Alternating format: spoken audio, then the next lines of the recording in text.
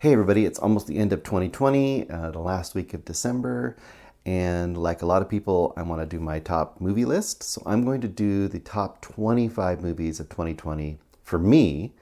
And the way I do it might be a little different than some people. The criteria I'm using, most notably, a lot of people go to IMDb, look up their movie and say, oh, it came out in 2019, I can't do this movie. Well, so many movies will be listed in there as 2019 because they were in, a festival, or they played 2 screens and a festival, and then most of the world wasn't able to see it until 2020. So if most of the world wasn't able to see it until 2020 on a streaming service or streaming video rental, then I'm considering that a 2020 movie. If you disagree, make your own list with your own movies. But these are the top favorite movies for me, 25 from 2020. Now, the only other thing I'm going to let you know is from 25 to 6 are not in any order. I just randomly wrote my list up and let them be in whatever order they're going to be. The top 5 movies I did order as my top 5 movies in the order that I rank them. So everything else, the first one I list, 25, could be my number 6 movie.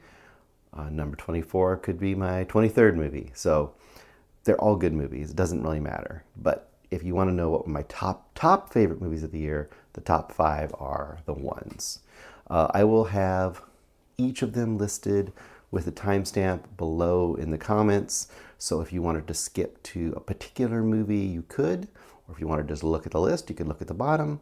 I'm going to give you a quick little synopsis of what I liked about each movie, and hopefully you will catch a few movies that maybe you missed this year. All right, let's get into it. All right, number 25 is Possessor by Brandon Cronenberg, the son, of course, of David Cronenberg. Stars Christopher Abbott and Andrea Riseborough and Jennifer Jason Leigh as your main stars. I love the practical gore, the mind-bending nature, the way it kind of messed around with the idea of assassins and using technology for corporate espionage. There was definitely some frustrating things about this movie, but overall it was really interesting and cool. We Are Little Zombies is number 24 by Makoto Nagahisa. This was definitely a revelation for me this year. I had never even heard of this movie. It kind of came out of nowhere this fall for me. Once again, it's only available for video rental at this point. Definitely worth it, and really unique movie about 4 little kids, each of them orphaned, all meeting at the crematorium where their parents are being cremated. And then they end up going on kind of a quest together to all learn about each other's pasts, what got them together, and then how to discover or to tap into emotion. Adults think they don't have enough emotion. It's incredibly vibrant, full of so much exploding energy and creativity. It's kind of like a bright bubblegum version of the kind of editing and crazy style that you might get in Natural Born Killers, but instead it's got a video game aesthetic, it's got a musical aesthetic, and a really dark comedy with these kids as they travel through all these different adventures. And that is We Are Little Zombies. Number 23 is Circus of Books. This dropped on Netflix this year, still available as far as I know. That is the story of Karen and Barry Mason. This is a documentary. They are an older couple, a straight couple, who find themselves early in their careers running and managing the largest adult gay bookstore in Los Angeles area, and it goes from there as they discover the whole nature of society versus gay rights and tolerance, and they even get involved in the production of gay men's pornography. It's quite a thing. It gets into censorship, so many things. It's just a really, really interesting and amazing documentary about a couple, about humanity, and about a bookstore and a side of life that you may or may not have any experience with. Circus of Books on Netflix, and you will not go wrong. Number 22 for me is The Wolf of Snow Hollow, a 2020 release, a comedy horror thriller. It is directed, written by, and starring Jim Cummings in his second feature, a very singular kind of comedic vision that he kind of brings to his movies. You will either love it or hate it. I actually quite love it. Along with Jim Cummings, you have Ricky Lindholm, which you may know from Garfunkel and Oates, and Robert Forster in his last role. To me, it's a great thriller, a really funny, weird, quirky, in the best way, comedy about this town that is, kind of the small town in the mountains, and they are suffering a series of murders that may or may not be caused by a werewolf. And that's really all you need to know. I say jump in. I believe right now it's still only video rental, but it should be popping into your streaming services probably in 2021. I would definitely check out The Wolf of Snow Hollow. Number 21 for me is His House, currently on Netflix. This is a 2020 release, and really a kind of a surprising discovery. It has been getting a little bit of buzz, although it's one of those movies that could easily kind of fall through the cracks on Netflix. And it is about a couple that are refugees from Sudan, and they have and they're going to England. They have lost their child in the process, and they are haunted literally and figuratively by that experience, as well as the challenging experience of kind of being a refugee, strangers in a strange land. It's both creepy, surprisingly emotional, and has a real gut punch of a twist towards the end. It's a real quality movie that might fall away from you if you don't search it out. That is His House on Netflix. Number 20 for me is Uncle Peckerhead. This is a 2020 release. You can get it now on Amazon Prime and a lot of other places. This is probably one of the more fun, goofy, silly, and just great watches of the year. If you like things like The Evil Dead and that kind of real lurid but fun kind of style of horror / comedy, then I think Uncle Peckerhead is something you might really enjoy.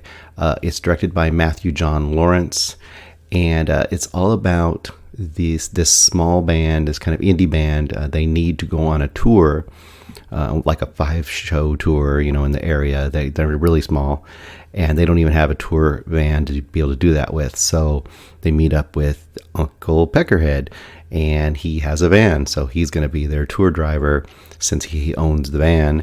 And as they go, they discover at night, around midnight, he turns into a demon that will eat people.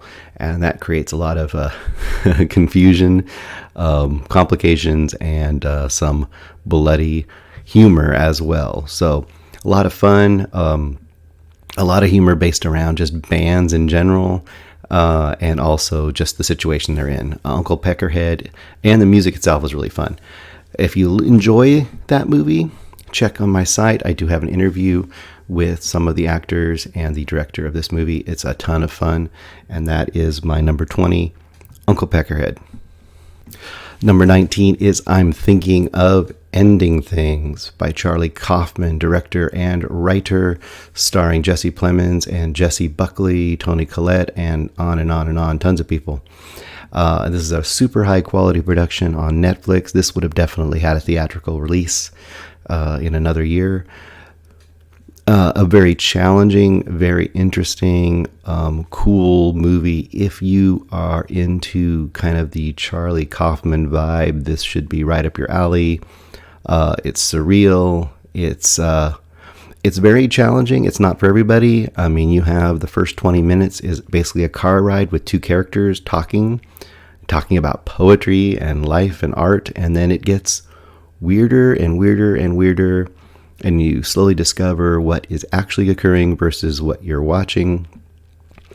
If you're a fan of, like I said, Charlie Kaufman or David Lynch and that kind of real twisty, metaphoric, surreal sort of drama, then I'm thinking of Ending Things might be something you would really enjoy, and it looks beautiful as well. The acting is stellar. Definitely there could be some nominations coming out of this movie. Number 18 for me is The Vast of Night, and that is directed by Andrew Patterson. Once again, this stars Sierra McCormick and Jake Horowitz. This is one of those movies I think that actually had been shelved for 2 or 3 years, but really didn't get a release until this year on Amazon Prime. You can find this still. A really small movie, but really uses its budget to the greatest extent. It's all about a single night in a small town, and it's in the context of almost like a mini Twilight Zone-esque sort of TV episode. That's the framing device, and you are inside one of those episodes. And The Vast of Night is all about a possible alien invasion of this small town with only these 2 characters. A high school woman who works at the local switchboard, and then a reporter who's like just out of high school, and they both kind of like each other, and they're both on opposite sides of town, and they're slowly discovering that there's something strange transmissions are occurring, and there might be aliens or there might not be aliens. A really fun character piece, really great atmosphere is built in this movie, and some pretty impressive camera work for such a low budget movie, and it really kind of draws you in with some long takes. Just really cool if you like that kind of, Close Encounters meets Twilight Zone sort of vibe. It's a lot of fun, and that is The Vast of Night. Number 17 is Mank, and that is the newest David Fincher movie, so obviously this got a lot of press, also on Netflix. This may or may not have got a theatrical release because Netflix does pull in some of these kind of movies every year.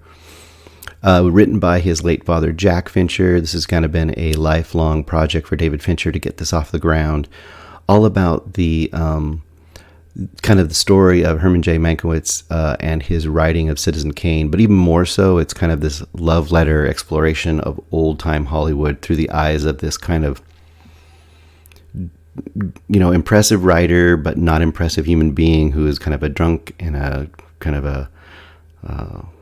he pokes at people throughout his life as far as he's kind of a provocateur of the people around him. Mank is played by Gary Oldman. You've got Amanda Seyfried. You've got Lily Collins. You've got a ton of people in this movie.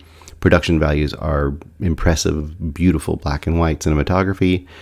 This is definitely not for everyone. A lot of people will find this slow and aggravating in that it's so packed with detail in the dialogue, but not action-packed. So if you're not into kind of old Hollywood and kind of the mythology around it, this might just be a frustrating bore for you. But for myself, I really fell into it, and I almost found it one of those things where you kind of can live in a world for a little while, even if the story itself isn't super enticing. It's the world that brings you in. For me, almost like a Big Lebowski or someplace where you just kind of watch the character interactions and the story almost doesn't matter, and you can fall in any point for 20 minutes.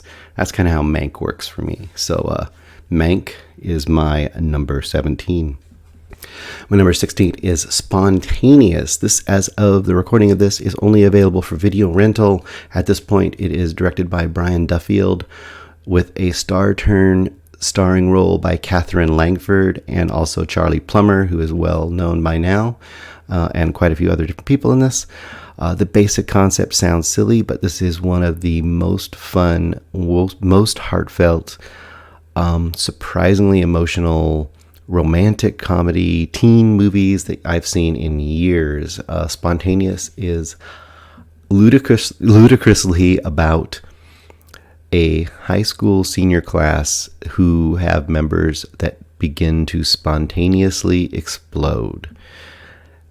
It sounds silly, and if you say it, it is silly, but somehow everything works in this movie. The tone is wonderful. Like I said, it is fun, it is insightful, it is sardonic, it is surprisingly emotional, and overall, it's just a beautiful movie. Spontaneous. My number 15 is My Octopus Teacher. It's a documentary on Netflix. And this one sounds crazy. It's a terrible title, My Octopus Teacher. But it is one of the best documentaries of the year, in my opinion. Directed by Pippa Ehrlich and James Reed. It's about Craig Foster. He's a filmmaker, kind of been a documentary filmmaker for quite a while, doing nature photography and so on. He's kind of having this midlife crisis. He goes to his home in very, very southern tip of South Africa, and he starts every day going into the kelp forests and filming, and he discovers this octopus, and he slowly starts to follow this octopus on a day-to-day basis and build a really interesting and unique relationship with the octopus. Now, it might sound weird, but it isn't. It's amazing. And of all the movies this year that I loved, this is one of those where you could just put it on and it's almost like a soul-soothing. You can just sit there and all of the undersea photography and a videography and just watch the movie, and whether you want to follow into the story, which is also good, you could just enjoy the ambience of it, But My Octopus Teacher is wonderful. My number 14 is The Trial of the Chicago 7. That is the brand new Aaron Sorkin directed and written by movie, all about the actual story of the Chicago 7 and the trial that occurred with them, based on the riots or disruption of the 1968 Democratic National Convention. You've got a ton of stars in this. This is definitely an Oscar bait sort of movie. Eddie Redmayne, Sacha Baron Cohen especially are kind of standouts in this movie. It's big, it's vibrant, it's full of bold characters, it's, a big crowd pleaser, it's tropey, it's got all the things that could make it silly as hell. And in some ways it is kind of silly, but also it's just one of those great stories and great courtroom type trials that you can just sink your teeth into, and it's like comfort food, but also will give you some information about history, which you may or may not know about, which allows you to dive deeper into the real facts.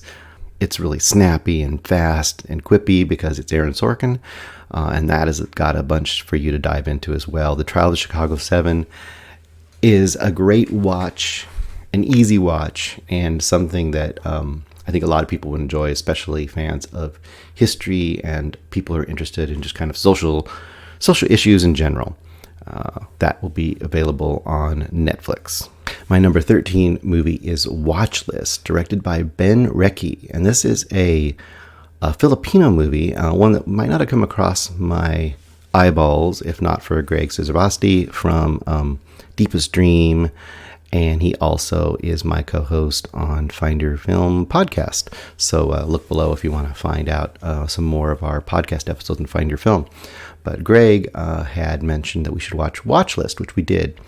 Really interesting movie, especially the stand-up performances of this movie are Maria, played by Alessandra De Rossi, and then Jake Macapagal, who's kind of a known, famous actor over there, and he plays a police, I guess you'd say detective, but he has multiple effects over her life. The really interesting story of this is the watch list is this list that's created by the government of people who are suspected of drugs. And if you are suspected of that, you're on this watch list. Basically, essentially, you are blacklisted, like publicly. This causes a serious situation to happen with her family, and the way that she reacts to it is both harrowing, surprising, eventually gets very emotional, but it's also kind of thrilling. This is one of those movies where if you go into it, you kind of don't know where it's going to go, and it is a really tense and amazing ride and a way to drop into a possible side of society in Manila that you may have no concept of. I know I don't. And even if you do, it's so keenly drawn that it is something that has probably fallen through a lot of people's radar and deserves to get watched. Watchlist right now, I believe, is available video on demand, rental, and should start popping up on some of the streaming services probably in 2021. My number 12 is Anything for Jackson on Shudder. This is directed by Justin G. Dyke, written by Keith Cooper, starring Sheila McCarthy, Julian Richings, and Constantina Mantalos. This movie is a very low budget horror movie, but has way smarter and more interesting script than you would expect, and ends up being kind of a movie more about what do two characters, these two elderly characters who have lost a grandchild, what extent they'll go to and how their lives are kind of unraveling as they are trying to deal with that grief in a very unique and somewhat twisted way. And once again, if you read even the smallest blurb, you'll find out what they're trying to do to make that happen. It has a very darkly comedic undertone. It also gets very creepy. It has a little bit of gore.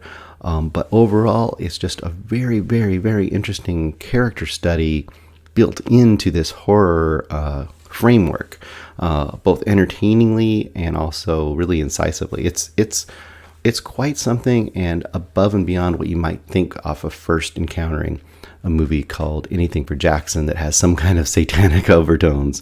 Definitely, I think this will surprise and delight a lot of people when they actually dive into Anything for Jackson. Available currently on Shudder.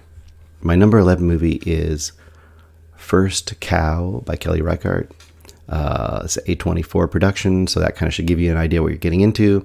It's a period piece about a cook, and he starts out in a group of fur trappers in Oregon. This is back in like I think it's like the 1800s, early 1800s maybe. It's pretty far back. And he meets up with a Chinese immigrant when he's there. And they both kind of team up to kind of create their own little business. And that somehow involves the only cow, or the first cow, in this territory. It's a really quiet, beautiful movie about these two characters kind of coming to bond. And it's one of those really interesting and unusual friendship movies. There are some social overtones because you kind of see how they fit into the society and strata of that version of society. But it ends up being kind of this really weirdly tender and loving friendship about two people just trying to figure out kind of the American dream. Like, how did they kind of realize their hopes of making it in this kind of weird, tough northwestern world of those times. And to me, it almost ended up having this interesting vibe of something like Midnight Cowboy. It's not the same, but kind of the same way that you just kind of live with these two characters and kind of learn their hopes and dreams, and you kind of become to root for them a lot, and you really root for their friendship to survive what things going on around them. So if you kind of like that meditative, really quiet, really interesting character study sort of a movie, First Cow is something you should look into. Once again, one of those weird titles. You just see the giant first cow in yellow letters and a cow on a raft. It looks like it could be a comedy.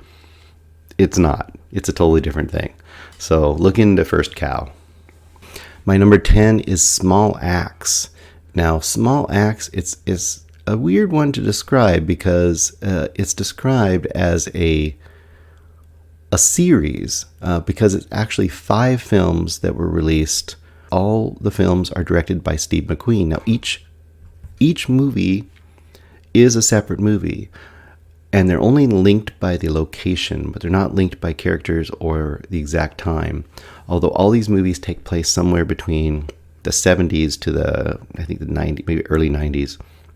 And they all take place in these communities in and around London, where you have kind of a West Indian population of immigrants that have come in and settled in, and kind of the black West Indian experience in England there during those different times around different situations. So one movie, like for example, one movie is called Mangrove, which is about the Mangrove restaurant, which really existed and kind of became the focus of some police oppression, and then eventually became the focus of kind of an uprising of black and immigrant uprising and rights in England at the time. The next one's there's one called Lovers Rock, which is all about kind of this extended house party, reggae house party, and how all of these characters kind of meet and, rejoice around the joy of the music, but also the characters have these interactions, and there's some drama, and it's just this interesting, really interesting mix of things. And it goes on and on. Each movie is its own thing, and it's quite a feat of work that this one known and notable director has made 5 movies for this year and dropped them all on us 1 week at a time towards the end of the year on Amazon Prime. So definitely worth looking into. Small Axe. I guess it's a series, sort of. My number 9 is The Painter and the Thief, currently available on Hulu. This is a documentary from this year, directed by Benjamin Ree. You've got 2 main characters in this. Well, characters are human beings. They're actual people. Barbara Kisokova and Carl Bertil Nordland. And the idea is that what happened in the past was this Barbara, she's a painter, and her paintings were stolen. Really quickly on, she discovers one of the people who stole her painting is going to be at the courthouse. She decides to go to the courthouse. She confronts the man, and she says that she wants to paint him. And the documentary basically follows over a few years her experiences both painting and kind of building this strange, obsessive friendship, collaboration, kind of a bond with this thief who also struggling with drug addiction and all kinds of demons. So it's kind of a very interesting look at art and acceptance and these kind of attempts to understand somebody you might not understand. And on his side, maybe things like redemption and struggling with demons and trying to cope and come out the other side as a whole person, possibly, or maybe not. This is a stunning documentary, and it goes places and has access that you rarely ever see with 2 very interesting real human beings in the world that you may never encountered in any other way. Also, if you are interested by this, on my YouTube channel, you can find an interview I did with the artist side of this earlier this year. And she's a very interesting person in her own right. Definitely look into The Painter and the Thief, one of the best documentaries of this year, if not the best. It's right up there. My number 8 is Devs, and once again, I'm cheating a little bit here. This is a series. This was on FX, but you can find the whole series on Hulu. It's a limited series, a one-time only series by Alex Garland. And if you know Alex Garland, you know he did Annihilation, he did Ex Machina, so you know that he's usually does sci-fi and usually really interesting, thoughtful sci-fi. This is one of the most amazing series that has ever come out, I think. I think it blew me away and really underseen. I don't think a lot of people encountered this or went after it because it just looked a little too heady for them, which it is, but it's a very interesting movie. Stars Sonoya Mizuno, who's been also in Ex Machina, Nick Offerman, which everyone knows, and some other people. The main concept of this movie is Devs is a development firm. It's kind of in a Microsoft-esque sort of corporation with this kind of messiah-like leader that's played by Nick Offerman.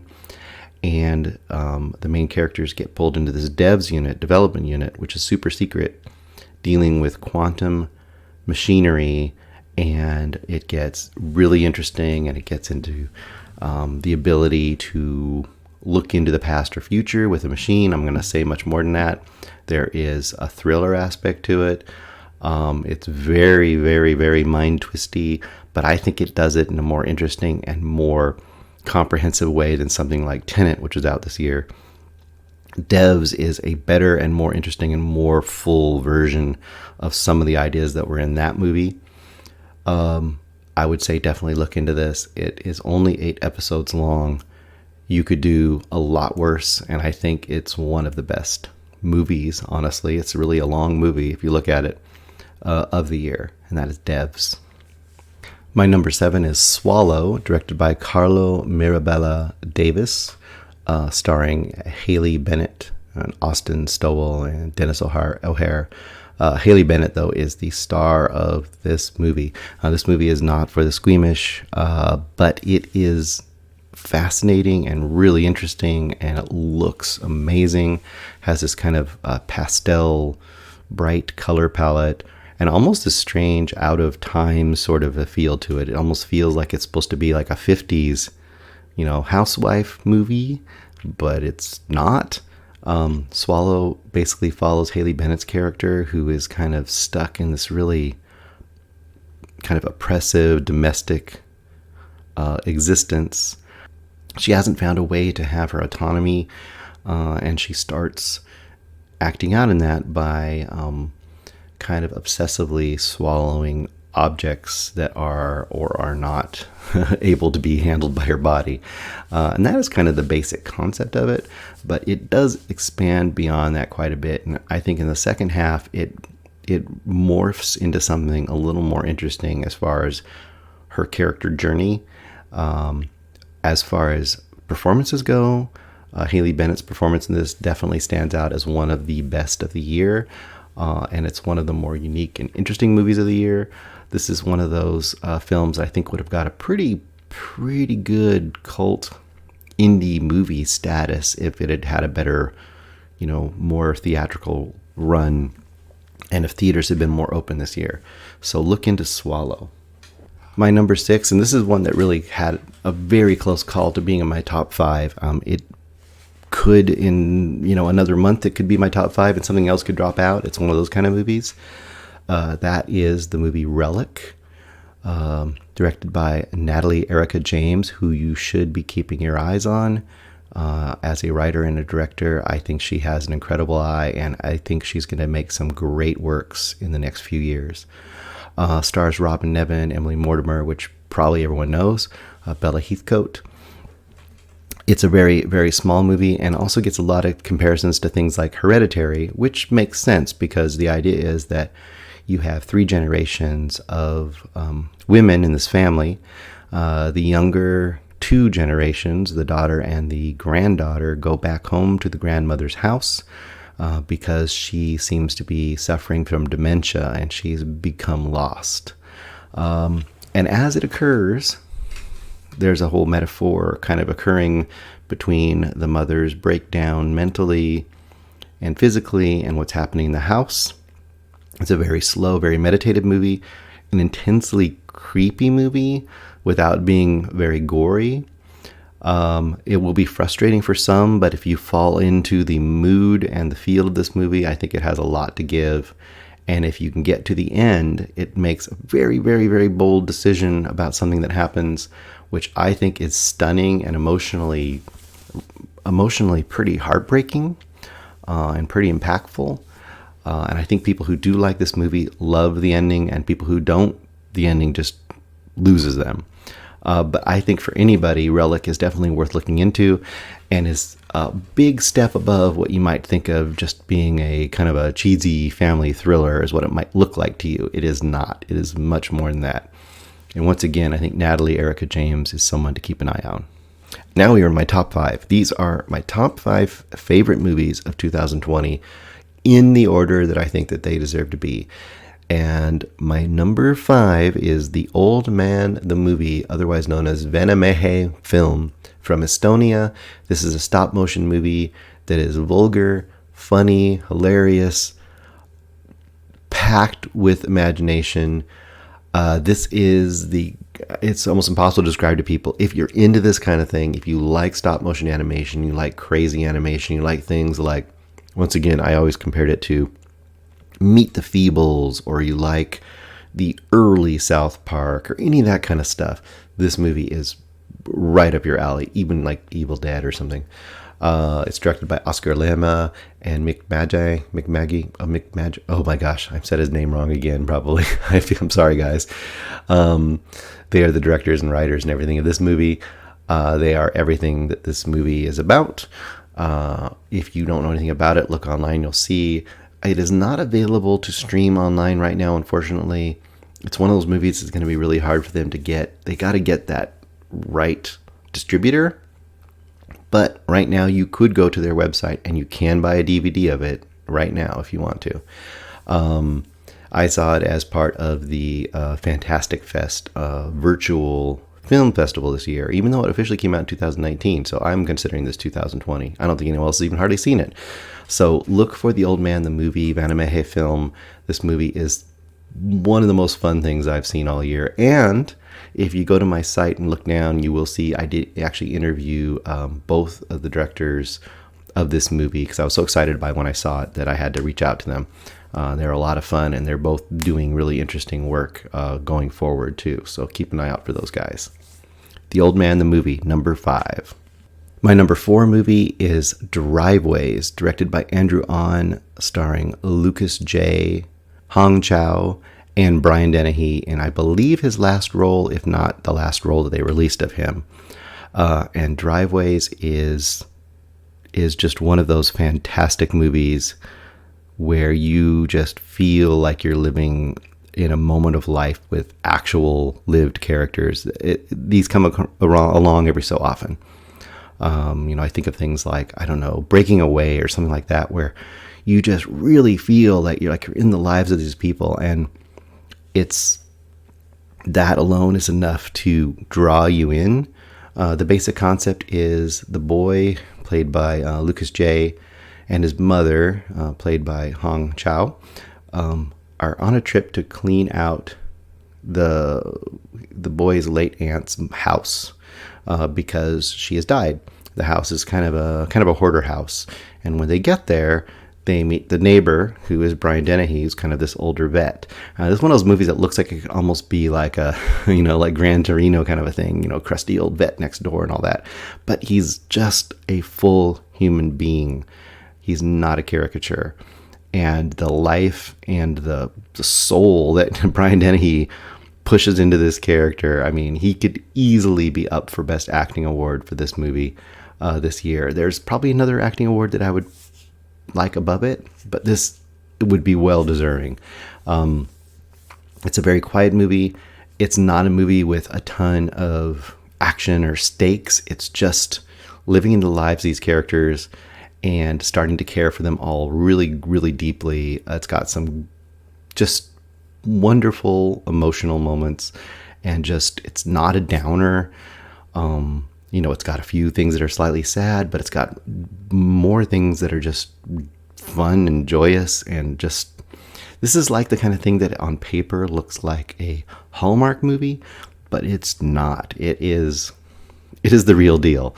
Driveways is probably one of those things that you may not have even discovered or encountered. Go look for it. It is worth your time and effort. I believe it may not be streaming anywhere free for right now, but it's worth a rental. That is Driveways. My number 3 movie of the year is Wolfwalkers. And unfortunately, for most people, this is only available on Apple TV Plus. I'm hoping that'll be a DVD available, Blu-ray and all that stuff soon, so you can watch it wherever you want to watch it. Wolfwalkers is by a hair over Vanamehe the movie, my favorite animated movie of the year. Wolfwalkers kind of came out of nowhere in the last month or two and just hit me. It was so fun, so beautiful, so action-packed. I mean, this is like everything that a great kids and just all-around animated movie should be. It's got fantastic characters, beautiful hand-drawn animation, a really awesome, easy to grasp onto story.